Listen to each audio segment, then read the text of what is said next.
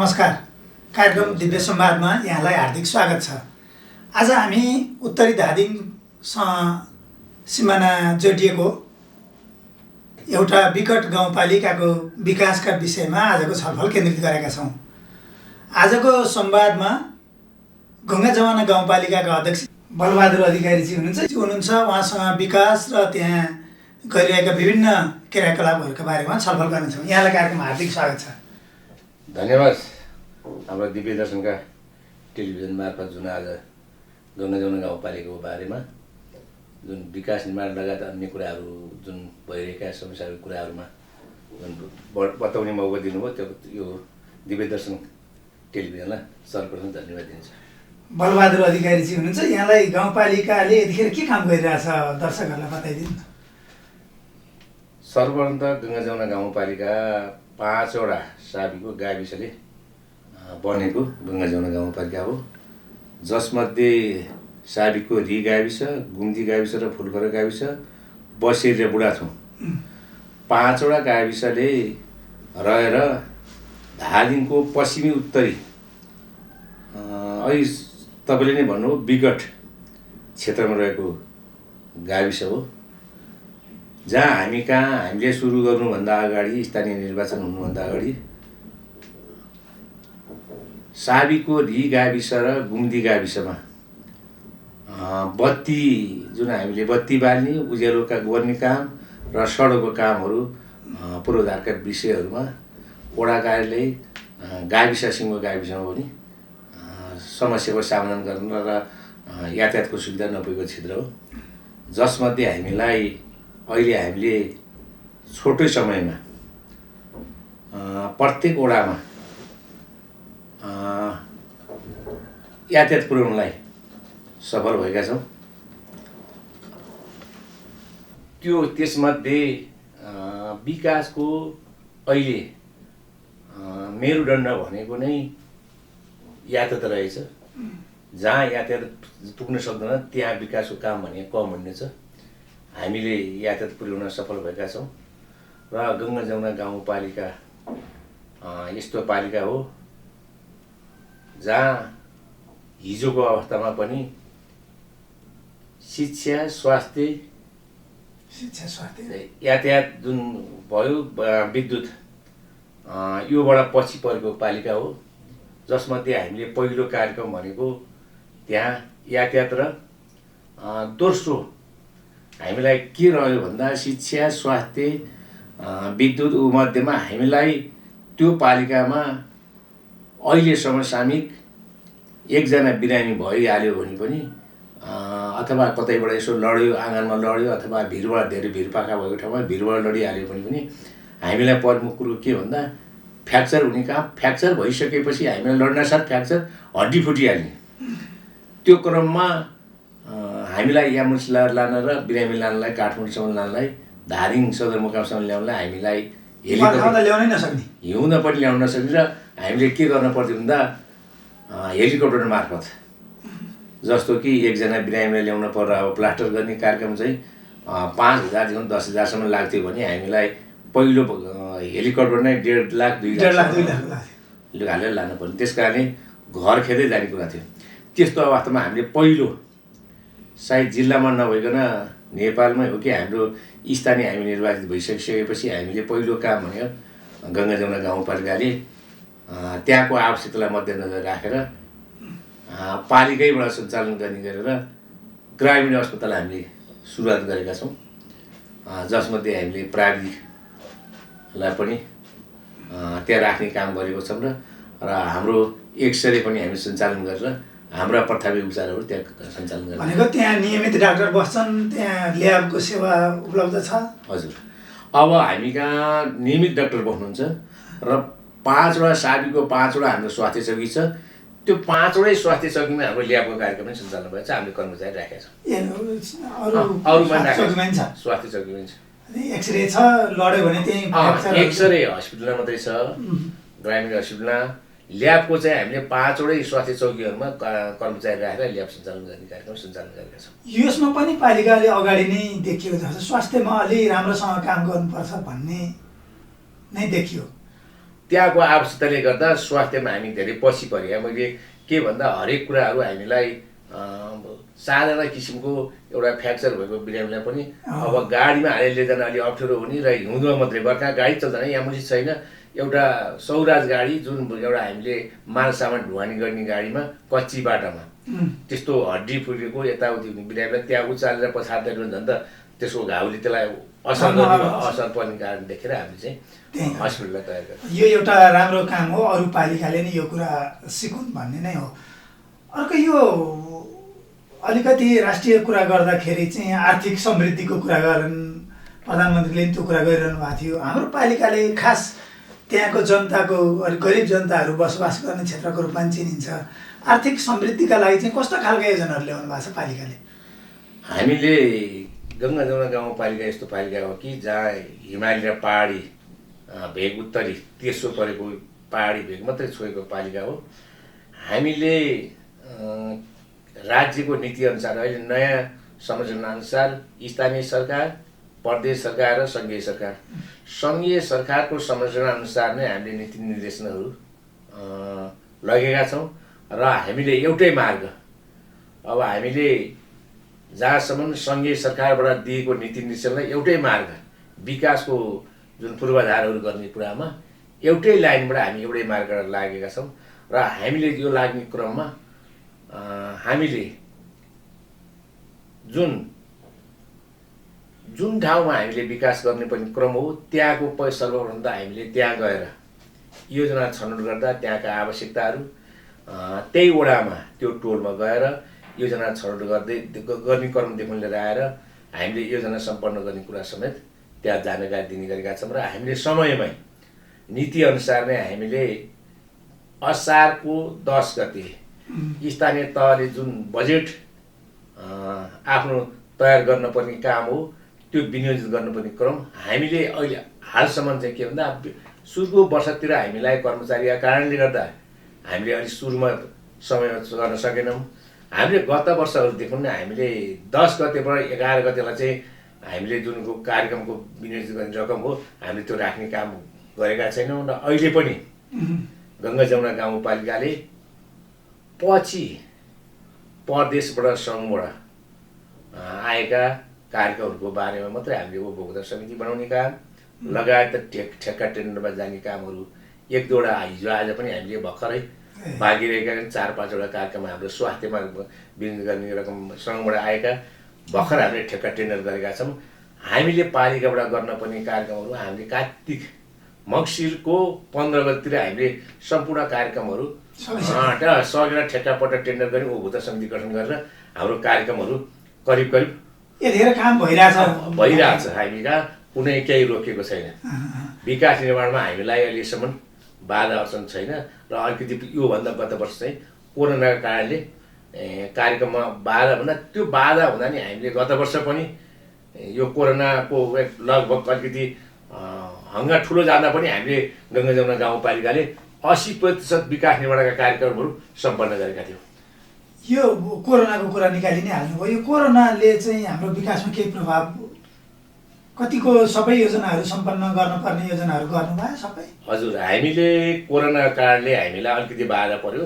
मैले अघि नै भने 20% जति हामीले काम कोरोनाको कारणबाट हामी रोकिन पर्यो। हामीले 80% कार्यक्रम कोरोनाको बेलामा पनि हामीले कार्यक्रम सफल गऱ्यौँ। किन भन्दा हामीलाई त्यति पनि पर्थेन। हामीलाई करिब धेरै जस्तो हाम्रो मेटेरियल सामानहरू लिएर जान पर्ने, अब सदरमुकाम हुँदै बाहिरबाट ल्याउन पर्ने कार्यक्रमले हामीले त्यो कम भएको हो। नत्र हामी कहाँ कोरोना कस्तो भयो भन्दा हामी कहाँ अधिकांश साथीहरू खाडी मुलुक गएर आउने, खाडी मुलुक गएर आउने साथीहरूलाई पनि हामीले आफ्नो ठाउँमा लिएर आएर हामीले वडैबिछे साथीहरूलाई राख्ने कामहरूलाई, उनीहरूलाई ल्याउने कामदेखि लिएर राख्ने कामहरू सुरक्षित ल्याउने काम हामीले सफल भयौँ। हामीले त्यस्तो किसिमको त्यो कोरोनाको फैलिएर हुन सकेन। र पछि आएर अन्तत हामीले अहिले कोरोना कम हुँदै गएपछि नै हामीले के भन्दा हालसालै अब त्यहाँ हस्पिटलको नजिकै आइसिसी भवन बनाउने काम पनि हामीले गरेका छौँ। र पछिलाई यो कोरोना लगायत हामीलाई पछि सर्व यता किसिमका रोगहरूबाट त्यहाँका मानिसहरू बचाउनुको निम्ति र हामीलाई कोरोनाले हामीलाई अलिकति हिमाली भाग पनि भएको र त्यहाँ विभिन्न साइडमा जडीबुटी खानेकुराहरू पनि मान्छे बसोबास गर्नेले फिट्टा बसोबास हुने हावा पानी टाढा राम्रो सफा सुग्घर हुनाले हामी कहाँ त्यस्तो किसिमको अरू पालिकामा जस्तो हामी कहाँ भएन। बाहिर त्यो पालिकामा भन्दा बाहिर अन्यत्र बस्दाखेरिमा जो काठमाडौँ बस्ने साथीहरूलाई अरू तलतिर बस्ने साथीहरूलाई त्यो भित्रका साथीहरू तलतिर बस्दैमा लाग्यो भन्ने कुरा हो। तर पालिकामा त्यस्तो किसिमको हामीलाई समस्या देखा परेन। एकदम सुरक्षित पालिकाको रूपमा कोरोना महामारीको रूपमा पनि देखियो होइन त। यसले चाहिँ एउटा कुरा के सिकाउँछ भने हामी गाउँ भनेर हेला नगरौँ, गाउँ चाहिँ सबै किसिमले सुरक्षित छ भन्ने नि हो। अर्को एउटा यो सँगै अर्को एउटा कुरा नि थियो, प्रदेश सरकारले अस्थायी अस्पताल बनाउने त्यहाँ भनेर पनि पैसा पठाइरहेको थियो। यस्ता खालका यी स्वास्थ्यका संरचनाहरूको काम चाहिँ कस्तो छ तपाईँको पालिकामा? हामी कहाँ स्वास्थ्यको हामीलाई प्रदेश सरकारले पनि हामी कहाँ अहिले यो यता वर्ष 1 करोड रुपियाँ स्वास्थ्यलाई संरचना बनाउने भनेर जुन पठाएछ, सङ्घीय सरकारबाट नै हामीलाई 500 हस्पिटलको लागि रकम पठाइएको छ। यही रकमहरू हामीले हाल सालै भर्खरै 3-4 दिन अगाडि 2-3 दिन अगाडि भनौँ अब टेन्डरमा हामीले सुरुवात गरेका छौँ। त्यो टेन्डरमा त्यो कार्यक्रम काम सुरु हुँदैछ। अब ठेक्का भर्खर टेन्डर भयो, काम सुरु हुँदैछ। यही मात्रै बाँकी हो। हामीसँग विकास निर्माण ठुल्ठुला योजनाहरू पनि हामीसँग हालेको छैन। अर्को एउटा तपाईँले अघि भन्नुभएको यो एउटा डाँडामा मात्रै सबभन्दा माथि बसेरीदेखि रिसम्मको फराकिलो ठाउँमा फैलिएको एउटा पालिका, त्यसको तपाईँको पालिकासम्म आउनलाई पनि यदि सडक भएन भने एक दिन हिँडेर पनि पुग्नलाई गाह्रो पर्ने ठाउँ, त्यसलाई कसरी चाहिँ पालिकासम्म आउनलाई जनतालाई सुविधा दिने खालका योजना ल्याउनु भयो? हामीले सर्वप्रथम मैले अघि भने हामीले यो विकास गर्ने विकासका कार्यक्रमहरू हामीले स्थानीय सरकार हामीलाई यो 21-22 र एकल अधिकार आफूलाई कानुन बनाउन दिने सम्मको अधिकार भइसक्यो। विकास निर्माणमा हामीले गर्ने भएपछि सर्वप्रथम त हामीले पालिकासँग आउनलाई जुन ठाउँबाट हामीलाई जोडिन काम कम छ र त्यहाँ पुगेको छैन त्यस्तो ठाउँहरूमा हामीले सर्वप्रथम हामीले सडकलाई नै महत्त्व दियौँ। अब हामीले सडकलाई के महत्त्व दियौँ भन्दा हामीले अहिले यो हिँडेर पनि पुग्नलाई गाह्रो पर्ने ठाउँ, त्यसलाई कसरी चाहिँ पालिकासम्म आउनलाई जनतालाई सुविधा दिने खालका योजना ल्याउनु भयो? हामीले सर्वप्रथम मैले अघि भने हामीले यो विकास गर्ने विकासका कार्यक्रमहरू हामीले स्थानीय सरकार हामीलाई यो 21-22 र एकल अधिकार आफूलाई कानुन बनाउन दिने सम्मको अधिकार भइसक्यो। विकास निर्माणमा हामीले गर्ने भएपछि सर्वप्रथम त हामीले पालिकासँग आउनलाई जुन ठाउँबाट हामीलाई जोडिन काम कम छ र त्यहाँ पुगेको छैन त्यस्तो ठाउँहरूमा हामीले सर्वप्रथम हामीले सडकलाई नै महत्त्व दियौँ। अब हामीले सडकलाई के महत्त्व दियौँ भन्दा हामीले अहिले यो 72 सालमा गएको भूकम्पले अहिलेसम्म पुनर्निर्माणबाट हामीले घरहरू बनाउन सकेका ठाउँहरू, जस्तो कि हामीलाई के अप्ठ्यारो भन्दा विकासका सामानहरू घर बनाउनुदेखि अन्य सामानहरू लाग्नलाई हामीले सडक नभइकन हामी लान सक्ने पूर्वाधारको मध्ये नै पहिलो सडक निर्माण नभएर हामीले विकासका पूर्वाधारहरू तयार गर्न सकिन्छ। त्यस कारणले हामीले सर्वप्रथम त हामीलाई के भन्दा बसेरीको केही भागहरू र पुरै रिको त पुरै भाग नै भन्नु पर्यो। 2टा वडा पर्छ, 1 नम्बर र 2 नम्बर पुरै भाग। अहिले हामीले करिब लापकको सिमानासम्म अलिकति केही थोरै भाग हुँदैछ। हामीले सबै वडा लगायत टोलहरूमा रिका पनि टोलहरूमा सडकको विस्तार गर्ने कामहरू गरिरहेको छ र हामीले आवश्यक उहाँहरूलाई बिरामी हुँदा अब बर्खाको समयमा अलि खोलो नाला हामीसँग पुलहरू बन्न सकेका कारणले हामी कहाँ अलि रोकेला। हिउँदको समयमा हामीलाई एम्बुलेन्समा बिरामीहरू लिएर आएर हस्पिटलसम्म लिएर आएर लानलाई ल्याउनलाई हामीले अप्ठ्यारो नपर्ने गरेर टोलमा बाटो पुर्याउने कामहरू पुगेको छ। पालिकामा एम्बुलेन्स पनि छ नि अहिले? पालिकामा एउटा एम्बुलेन्स छ र हामीले अहिले हालसालै हाम्रो त्यो विगत र अलिकति छरिएको पालिका हुनाले 2टा एम्बुलेन्स केही दिनपछि आउने छ। जम्मा 3टा एम्बुलेन्स हामीले पालिकामा एउटा पालिकामा 3टा एम्बुलेन्स हुने भयो। गत वर्षहरूमा त्यो अवस्था पनि थिएन। तपाईँले भन्नुभयो जस्तै अर्को एउटा त्यो पालिकाको अझै 1 र 2 नम्बर वडा चाहिँ अलि पहिरोको धेरै जोखिम पनि हो, 3-4 नम्बर वडा समेत। त्यो पहिरोको जोखिम पनि भएको बस्ती कतै कुनै बस्तीहरूमा मान्छे नबस्नु भन्ने गरी भूगर्भविदहरूले पनि भनेको थियो। तिनीहरूका लागि कस्ता खालका कार्यक्रम ल्याएर उनीहरूलाई सुरक्षित गर्ने कार्यक्रम छ तपाईँको? हामीले भूकम्प गइसकिसकेपछि गङ्गा जमुना गाउँपालिकाको वडा नम्बर 1 र 2 मा धेरै भागहरू 1 मा, 2 मा कम र धेरै भाग 2 मा, 1 मा, ती भागका हामीलाई करिब 100 भन्दा माथि 200 सम्म लगभगका साथीहरू त्यहाँबाट सार्ने कामहरू र अहिले नयाँ आफ्नो भूकम्पपछिको पुनर्निर्माण गर्ने कार्यक्रम पनि त्यो ठाउँमा नबसेर अन्त सार्ने काम भएको छ। अझ पनि हामीलाई रिको वडा नम्बर 1 मा ताजीमराङ गाउँ लगायत अलिकति गाउँहरू छन्। तपाईँलाई 200 घर परिवार जति गाउँभन्दा माथि अहिले पनि फुटिरहेको अवस्था छ। अब पहिरो छ, भिर छ, माथि फुटिरहेको छ, तल आएको नदीसम्म त्यस्तो भूभाग छ। 150-200 घरहरू छन्। उहाँले भूकम्पको घर लगायत आफ्नो विद्यालय अरू सबै ती छ। उहाँहरूलाई हामीले चाहिँ के भन्दा सार्नुपर्छ, तपाईँ सर्नुहोस् भन्दा पनि उहाँहरू सर्न सक्नु भएको छैन र उहाँको सम्पूर्ण कुरो त्यही छ। यो ताजिमराङ गाउँ भन्छ। अब त्यो गाउँ त्यस्तो अवस्था छ। अब हामीले ट्यामट्याममा आएर हामीले जिल्लाका निकायहरू, सम्बन्धित निकायहरूमा पनि त्यहाँ अब भूगर्भविद लिएर आएर त्यो ठाउँमा अलिक बढी हेरिदिनु पऱ्यो, चास दिन पऱ्यो भन्ने काम भएको छ।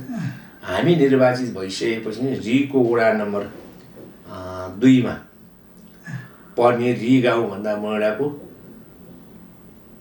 मलाई लाग्छ 74 साल साउन महिनामा, साउनको त्यो 3 गते 4 गते यस्तो, मलाई चाहिँ 3-4 गते हुनुपर्छ। अकस्मात घाम लागिरहेको समयको बेला थियो। रिका एकजना सरले हामीलाई त्यो रि साबीको रि सल्लेरी भन्दा माथि त्यो रिको भाग मावि भन्दा रि मावि भन्दा तल्लो पाको जुन त्यो पाखामा उहाँ घरबाट हेर्दा हेर्दै दिउँसो चाहिँ ढुङ्गो पल्टेको देख्नुभएछ। उहाँले त्यो ठाउँमा जानुभएछ। गइसकेपछि त्यो ठाउँ फाटेको देख्नुभएछ।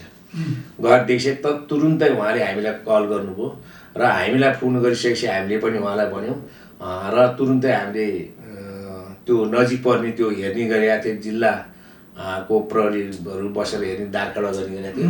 दारखा एकाइमा नै फोन गरिदियौँ। उहाँका साथीहरू आउनुभयो र त्यो सहरमाथि हामीले फोन गरेर जनप्रतिनिधि साथीहरूले भन्यो। तुरुन्तै हामीले त्यहाँ 12 घर परिवार तुरुन्तै त्यो दिनमा सार्ने काम भयो। दिन घाम लागिरहेका दिनमा फुट्या त्यस्तो भने सार्ने काम र केही अरू सामानहरू त उहाँले खाने कुराहरू लिएर गएर ओढ्ने ओछ्याउने र पशुहरू केही पशुहरू सार्न भ्याउनु भएन। मानिसहरू हामी त्योबाट सार्ने काम भएको थियो। राति अचानक कुनै बेला आयो पहिरो, घप्पै फुट्याएका पहिरो आएर त्यही दिन दिउँसो हामीले बेलुकासम्म सार्ने काम भयो। दिउँसो चाल पाएर अब बेलुका आएर राति आएर पुगेपछि बिहान एउटा घरहरू देख्छ, ढुङ्गाकै रास, घरै थिएन। अब हामी यहाँ जिल्लामा पनि हाम्रो अब भूकम्पको निम्ति राहतको निम्ति सिडे साहब लगायत अरू साथीहरू जानुभयो र हामी पनि पुगेका थियौँ। गएर हामीले राहत दिने कुराहरू भयो र त्यस्तो ठाउँ छ। अहिले पनि हामीलाई गङ्गा जमुना गाउँपालिकाको विभिन्न रि लगायत साबीको 1 नम्बर 2 नम्बर लगायत अरू वडाहरू पनि यस्तो वडाहरू छन् जहाँ कि बाढी पहिरोको भोलि पहिरोहरूको निम्ति पानी आएको बेला बाढी आउने बेग्लै कुरा हो। हामीलाई ती पानी आएको बेला अथवा अरू बेलामा पनि त्यस्ता पाखा पखेराहरू भिरहरू छन्। कुनै पनि बेला दुर्घटना युक्ति ठाउँहरू पर्छ। त्यस कारणले हामीले सम्बन्धित ठाउँमा कुरा गरिरहेका छौँ। जिल्ला दैनिक प्रकोपमा पनि हामीले यसको बारेमा जानकारी गरिरहेका छौँ। अब फेरि एकचोटि हामीले पुनः भूगर्भविद लिएर गएर त्यहाँका मान्छेहरूलाई सार्न पर्ने ठाउँहरूमा सार्नलाई हामीले पहल गर्नुपर्ने छ। जहाँ कि ठुल्ठुला हाम्रो गाउँहरू टोलहरू सार्न पनि हामीले पहिलो कुरो त त्यस्तो भूभागहरू ठाउँ पनि हामीले तयार गर्नुपर्ने हुन्छ र हामीले त्यसलाई सोच्दै ती साथीहरूलाई सर्नुमा सम्बन्धित निकायलाई पहल गरेर लाग्नुपर्छ। अब यो एउटा विषयको कुरा हो। यस्ता थुप्रैवटा विषय छन् जुन हामी यो थोरै समयमा सबै त छलफल गर्न नसकौँला। शिक्षा, स्वास्थ्य, कृषि लगायतका विषयहरूमा चाहिँ हाम्रो पालिकाको विशेष गौरव गर्न लागेका योजनाहरू भन्यो भने यो हो भन्ने के छन्? अब मैले स्वास्थ्य विषयमा भने भनिहाल्नु शिक्षाको विषयमा पनि हाम्रो गङ्गा जमुना गाउँपालिकामा अलिक छरलिएर रहेको हुनाले हामीसँग 8वटा मावि छ। 8वटा मावि लगायत हामीलाई हामी निर्वाचित भएर आइसक्नुभन्दा अगाडि हामी कहाँ 51वटा विद्यालय थिए र आफ्नै सुरुमा विद्यार्थी भूकम्पपछि विद्यार्थी नहुनाको कारणले 3टा विद्यालयहरूमा बाल कक्षा सञ्चालन भएको छ र अरू कक्षाहरू बन्द भएको छ र अहिले 48वटा विद्यालयहरू छ। 48वटा विद्यालयहरूमा हामीले निरन्तर उहाँहरूलाई शिक्षाको नीतिअनुसार हामीले गर्नुपर्ने कार्यक्रमहरू नयाँ टेक्निक तरिकासँग लानुपर्ने कुराहरू लैरहेका छौँ। शिक्षामा चाहिँ अलिकति हामीलाई अलिकति मर्क परेको कुरा अहिले के भन्दा हामीलाई मात्रै नभएर यो विश्वव्यापी नै हो, यो कोरोनाको कारणले अलिकति कम भयो, सबै समय पढाउन पाइएन। समय पढाउनु पाएन। नभए हामीले शिक्षामा पनि हामी गङ्गा जमुना गाउँपालिकाले आफ्नै किसिमको नीति नियम र त्यहाँ शिक्षकलाई दिनुपर्ने तालिमहरू दिँदै त्यहाँका आवश्यक कुरा गर्दै अलिकति नयाँ तरिका भन्दा कस्तो नयाँ तरिका ल्याउनु हो भन्नु होला। अब त्यहाँ हामीलाई त्यहाँको आवश्यकता अनुसार जुन ठाउँमा हामीले हिजोको अवस्थामा शिक्षक साथीहरूलाई विद्यार्थी नभएको ठाउँमा शिक्षक बढी, शिक्षक विद्यार्थी भएको ठाउँमा शिक्षकको हामीले उहाँहरू र हामी बसेर एउटा किसिमको नीति बनाएर यो बाध्यता होइन आवश्यकता हेरेर उहाँहरूबाट नै हामीले शिक्षक भएको ठाउँमा विद्यार्थी भएको ठाउँमा शिक्षकहरू सारेर कार्यमा पठाएर अथवा त्यसलाई व्यवस्था गर्ने कार्यक्रमहरू अगाडि बढायौँ। र हिजो जसरी हामीलाई 8 कक्षाको परीक्षाहरू जिल्लाबाट लिइन्थ्यो भने हामीले गाउँपालिका स्तरीय परीक्षा सञ्चालन गर्ने र अरू 5 कक्षा 3 कक्षाका परीक्षाहरू पनि पालिका स्तरीय एकरूपता साथ दिने कार्यक्रम र अन्य पालिकाका विभिन्न कार्यक्रमहरू शिक्षाका निम्ति बच्चाहरूलाई खेलकुददेखि लिएर गएर कविताहरूदेखि लिएर गएर यस्ता कार्यक्रमहरू पनि हामीले शिक्षामा पनि अगाडि बढाएका छौँ। तपाईँलाई अर्को एउटा प्राविधिक विषयहरू पनि पढाउनु भएको छ, त्यसको चाहिँ कस्तो छ? तिनीहरू पढेर गएर भोलि काम गर्न सक्ने अवस्था छ? कस्तो खालको प्राविधिक विषयहरू पढाउनु भएको? हामीले गङ्गा जमुना वार्ड नम्बर 5मा यो जिल्लाकै पहिला हुनुपर्छ कृषि प्राविधिक विद्यालय मण्डली मावि विद्यालयमा पर्यो र हामीले कृषि कक्षा 9देखि हामीले 12 कक्षासम्म कृषि पढाएका छौँ। र यसमा हामीलाई अलिकति के कमजोर के हो भन्दा कृषि क्याम्पस बनाउनु पर्ने, कृषि क्याम्पस बनाउने बेलामा चाहिँ जुन मन्त्रालयबाट निर्णय गर्ने बेलामा चाहिँ त्यो मण्डली माविबाट जुन कुरो लानुपर्ने कुराहरू त्यो पुग्न नसकेको कारणले गर्दा त्यसलाई क्याम्पसमा परिणत भएको छैन। अब भावी दिनमा हामीले कृषि क्याम्पस नै यहाँ अगाडि बढाउनु पर्ने भएको छ। र कृषि पढाएपछि हामीलाई त्यहाँ भाइ बहिनीहरूले कृषि जुन विषयहरू लिइसकेपछि अहिले हामीले गङ्गा जमुना गाउँपालिकामा पनि धेरै भाइहरू हामीले कृषि जेटिएको 6औँ तहसम्म कर्मचारी राख्ने काममा ती पनि हामीलाई भाइहरूले सहयोग गरिदिनु भएको छ, राखेका छौँ। र अन्य ठाउँमा पनि कृषि सम्बन्धी विषयमा साथीहरूले राम्रै कामहरू गरिदिनु भएको छ। विगतमा यो जिल्ला कृषि कार्यालयले जिटिओ लिने बेलामा पनि हाम्रा भाइ बहिनीहरूले सफलतापूर्वक अन्तभन्दा पनि राम्रोसँग नम्बर ल्याएर कृषि रोजगारीको निम्ति लाग्नुभएको इतिहास छ। र अलिकति हामीलाई कृषिको बारेमा चाहिँ त्यहाँ त्यो मण्डली माविमा जग्गा 200 रोपनी भन्दा बढी नै विद्यालयको नाममा जग्गा रहेको, त्यहाँ अलिकति के भन्दा जग्गा छरेर रहेको र त्यहाँ अलिक मुख्य कारण चाहिँ के भन्दा हिमाली भाग पानी भएर पनि हामीले अलिक सदुपयोग गर्न नसकेको कारणले अलिक सिँचाइ कम हुनाले हामी कृषिमा प्र्याक्टिकलपट्टि अलि पुरा हुन सकेको छैन। भावी दिनमा त्यो पनि अगाडि बढ्नेछ। पालिकाले कुनै योजना ल्याएर अगाडि बढाउनु पर्नेछ र त्यो विद्यालयमा अहिले हाल पनि नमुना विद्यालय भएको छ र पक्कै पनि अब भावी दिनमा त्यो विद्यालयले कृषिमा पनि त्यहाँका हाम्रो आवश्यकताहरूलाई परिपूर्ण गर्ने गरेर यो जिल्लामा अगाडि फड्को मार्नेछ। त्यसको सफलताको लागि शुभकामना छ। अब यो यस्ता थुप्रैवटा विषयहरू छन् जुन चाहिँ जस्तो गङ्गा जमुना एउटा गाउँपालिकाको नाउँमै त्योबाट रहेछ, एउटा धार्मिक पर्यटन क्षेत्र पनि हो, त्यसलाई नि काम गरिरहनु भएको छ। पर्यटकीय हिसाबले 3-4वटा त्यस्ता ठाउँहरू पनि छन्। पर्यटनका हिसाबले पनि पर्यटकहरू भित्र्याउनलाई कुनै योजना छ कि?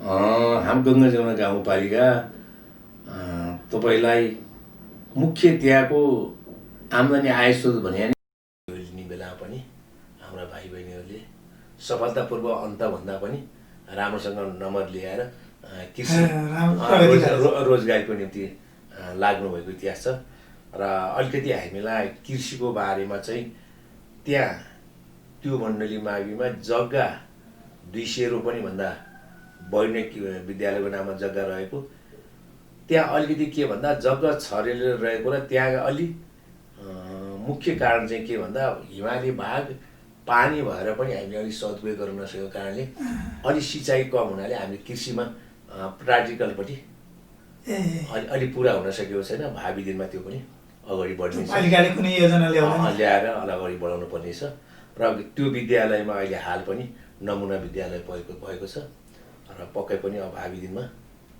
त्यो विद्यालयले कृषिमा पनि त्यहाँका हाम्रो आवश्यकताहरूलाई परिपूर्ण गर्ने गरेर यो जिल्लामा अगाडि फड्को मार्नेछ। त्यसको सफलताको लागि शुभकामना छ।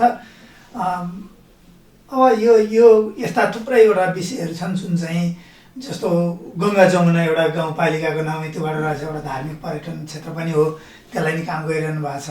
पर्यटकीय हिसाबले 3-4वटा त्यस्ता ठाउँहरू पनि छन्। पर्यटनका हिसाबले पनि पर्यटकहरू भित्र्याउनलाई कुनै योजना छ कि? हाम्रो गङ्गा जमुना गाउँपालिका तपाईँलाई मुख्य त्यहाँको आम्दानी आय स्रोत भने नि जडीबुटी र पर्यटन नै हो।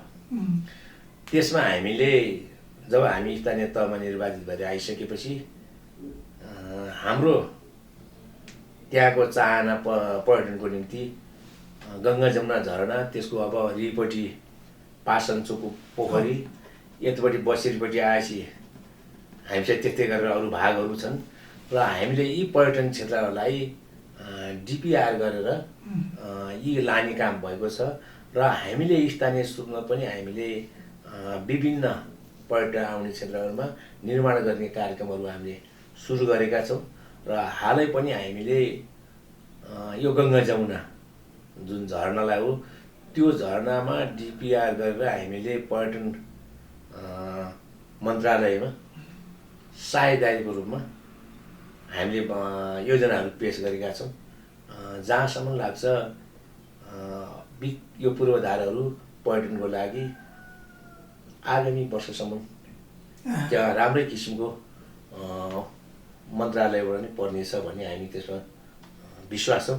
जहाँसम्म लाग्छ केही दिन अगाडि नै यसको बारेमा निर्णय भइसक्यो भन्ने साथीहरू बुझिया छ। हामीले आगामी सालहरूमा 5 को हाम्रो इस्टिमेटमा त हाम्रो डिपिआरमा थुप्रो छ, तर भए पनि आगे सालतिरै हामी 5-7 करोड कार्यक्रमहरू अगाडि जाने प्रतिबद्धता छ। हामीले त्यो कार्यक्रमहरू डिपिआरसहित पेश गरेका छौँ।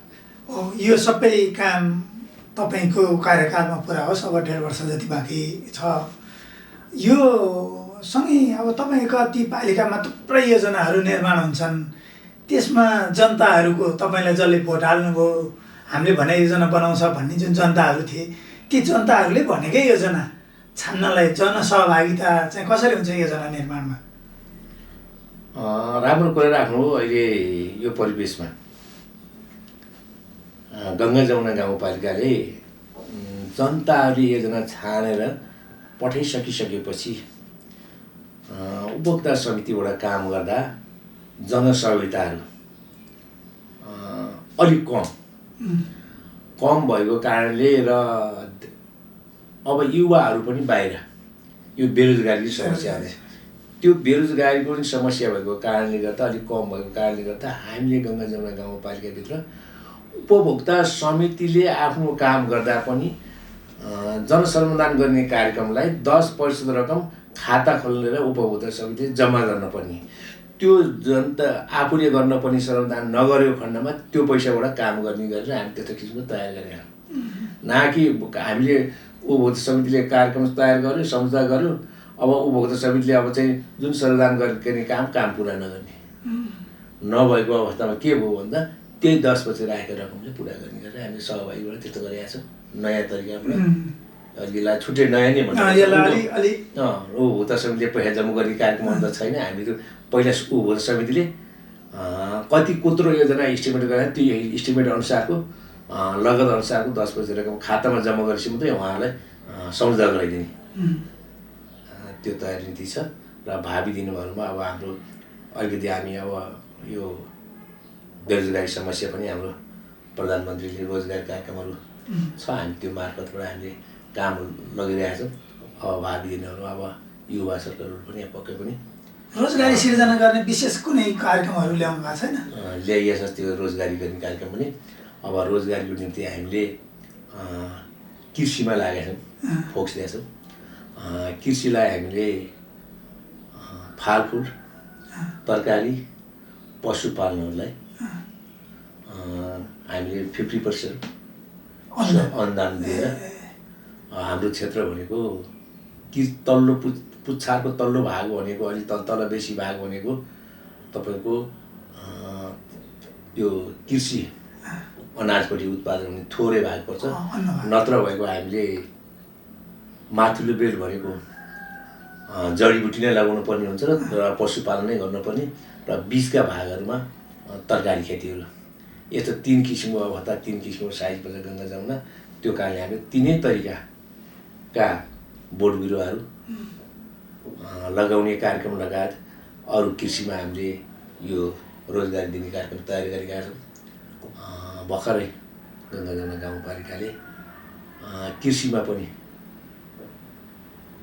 अधिकृत लेभलको कर्मचारी राखेर जेटी साथीहरू जुन अहिले विद्यालयबाट हाम्रा भाइ बहिनीहरूले जुन त्यहाँका समस्यालाई समाधान गर्ने गरेर हामी त्यो किसिमको ओडाइपछि एकजना जेटिओ राखेर पालिकामा पनि हामीले अधिकृत कृषि विशेषज्ञ राखेर तयारी गरेका छौँ। भावी दिनमा कृषिमा पनि फड्को मानिस गङ्गा जमुनाले त्यहाँको आवश्यकता ठाउँ अवस्था अनुसार विश्वास यो यति धेरै कुरा गरिसक्दाखेरि अहिले राष्ट्रिय राजनीतिको कुरा अलिकति गरौँ, धेरै लामो समय होइन।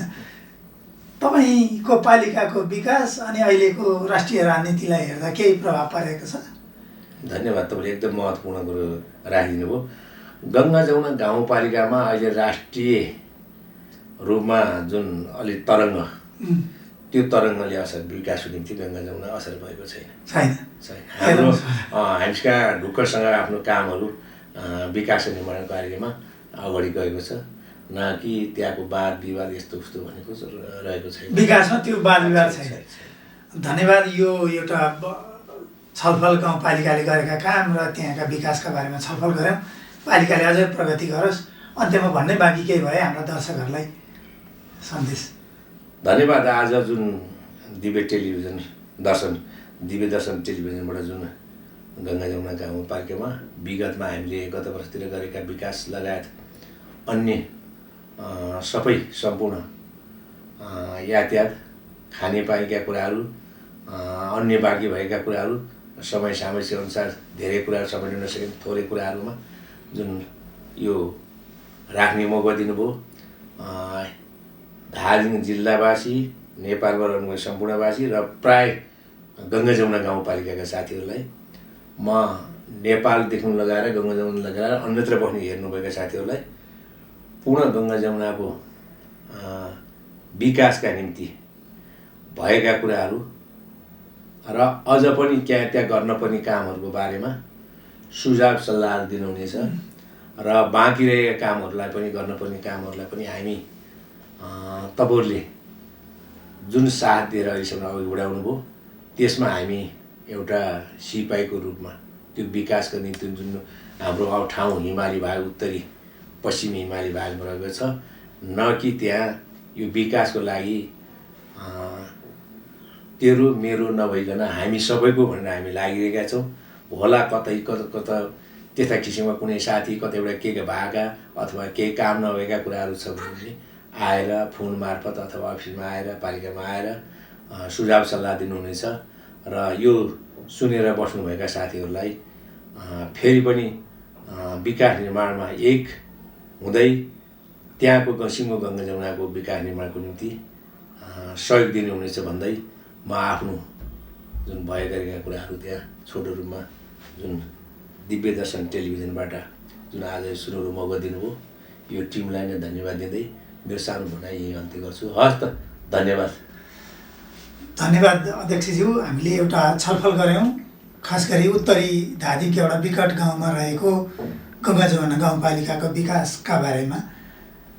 यो अहिले गर्दै गरेको विकासले अझै प्रगति गरोस्, यही कामनासहित आजको कार्यक्रम यहीँ सकिन्छ। नमस्कार।